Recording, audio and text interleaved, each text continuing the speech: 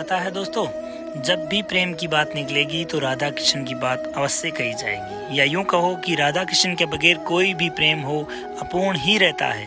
हम सभी ये बात जानते हैं, किंतु क्या था उनके प्रेम में ऐसा जो इसे महानतम स्तर पर ले गया। तो आज हम इसके बारे में चर्चा करेंगे। यहाँ आपके समक्ष प्रस्तुत किए जा रहे समस्त विचार मेरे स्वयं के हैं। इनका किसी भी व्यक्ति विशेष, सजीव अथवा निर्जीव से कोई संबंध नहीं है। अगर संबंध होता भी है तो केवल एक संयोग के अलावा कुछ नहीं होगा। राधा कृष्ण के प्रेम को जानने के लिए सर्वप्रथम तो हमें प्रेम को ही समझना चाहिए, अन्यथा राधा कृष्ण को समझ पाना अत्यंत कठिन है। प्रेम एक ऐसा ढाई अक्षर का शब्द है जिसे सुनते ही एक रोमांच अथवा उत्सुकता का संचार अपने तन बदन में व्याप्त होने लगता है। एक ऐसी अनुभूति छाने लगती है जैसे स्वर्गलोक का आनंद मिल रहा हो। प्रेम है ही ऐसा। ये संपूर्ण जगत जब परमात्मा ने बनाया तब प्रेम बनाया, और तब से लेकर आज तक सृष्टि प्रेम के माध्यम से ही चल रही है। प्रेम के बगैर एक पल भी संसार का चलना संभव नहीं है। सूरज धरती को उष्णता प्रदान करता है, जिससे ये जीवन फलता फूलता है, ये प्रेम है। पुष्प खिलते हैं तो वह भी प्रेम है। आप बीज का एक दाना बोते हैं तो उससे एक बड़ा पौधा बनकर बहुत से दाने फलस्वरूप प्राप्त होना ही प्रेम है।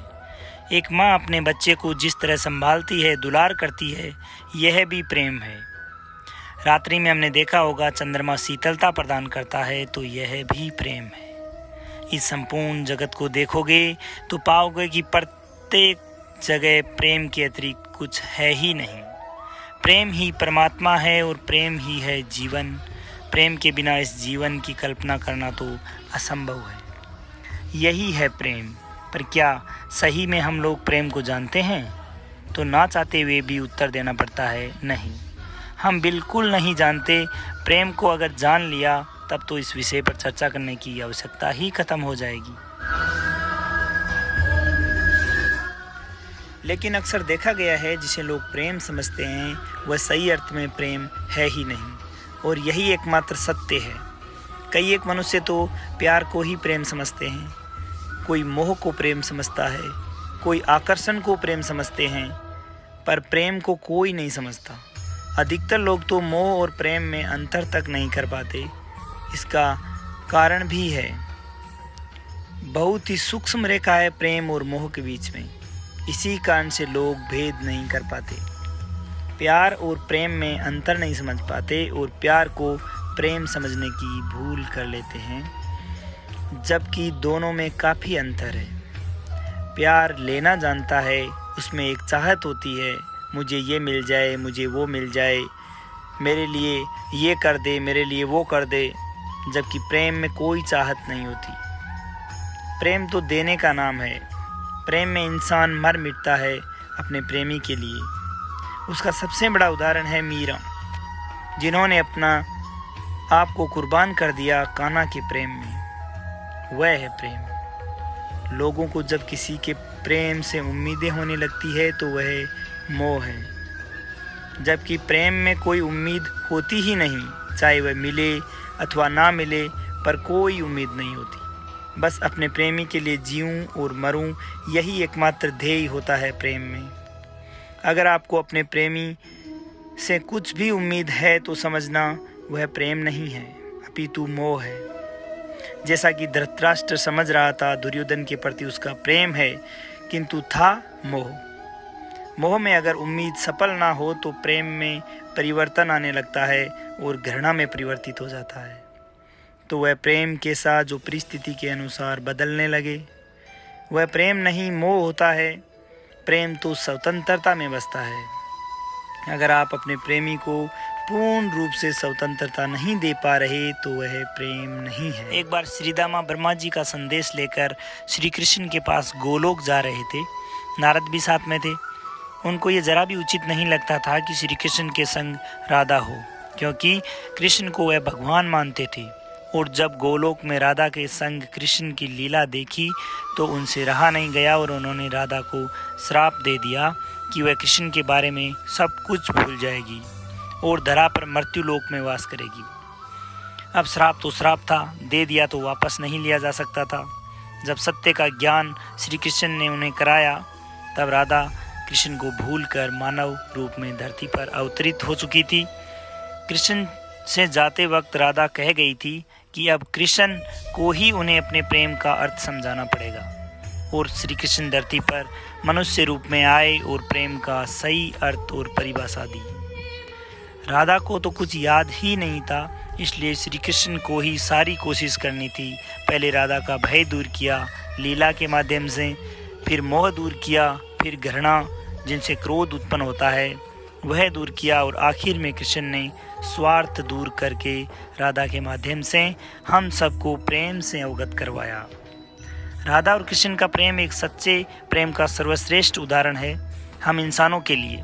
उन्होंने सिखाया कि अगर प्रेम हो तो ऐसा करो, वरना आपका प्रेम ही नहीं है। प्रेम और मोह, प्रेम और प्यार में अंतर करना सिखाया।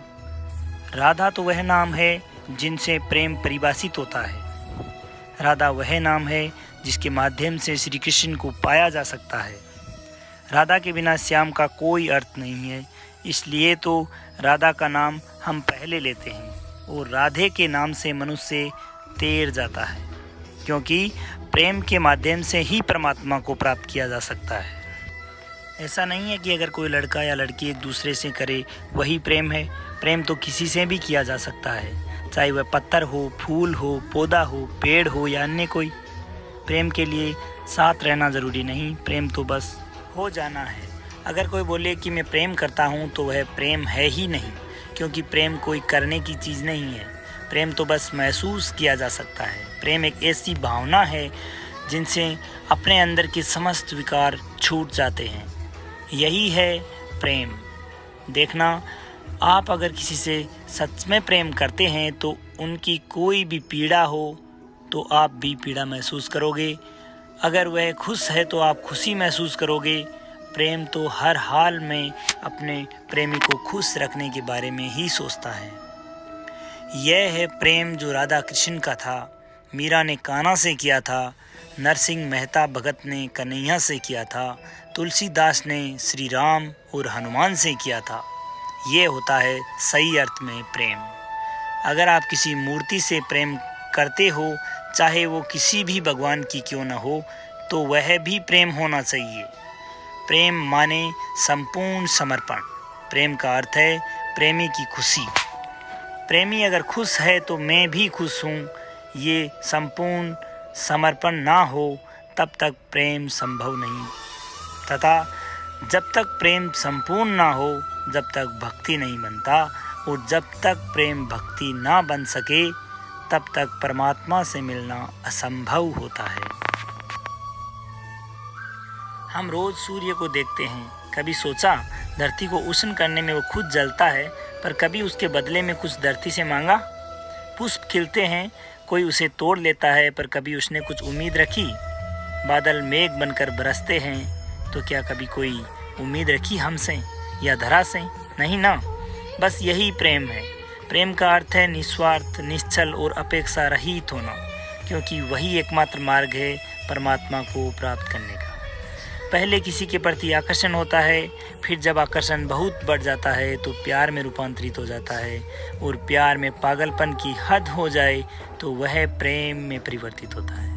जब प्रेम की पराकाष्ठा आ जाए तो वही प्रेम भक्ति बन जाती है, और वही भक्ति परमात्मा से मिलन करा देती है। इसलिए बोला जाता है प्रेम ही परमात्मा है। प्रेम में कोई नाम नहीं होता, ना ही कोई रिश्ता होता है।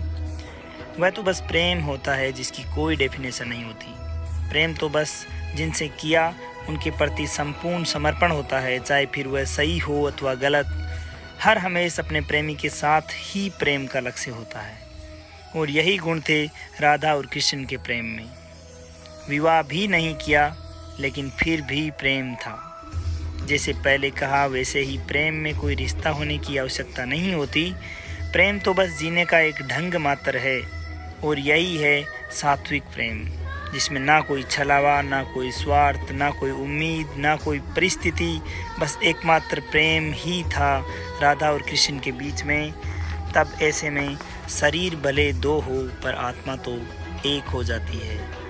यही असली प्रेम का अर्थ है। इसीलिए हम राधा कृष्ण बोलते हैं। अकेला राधा अथवा कृष्ण नहीं। तो प्रेम से बोलो राधे राधे।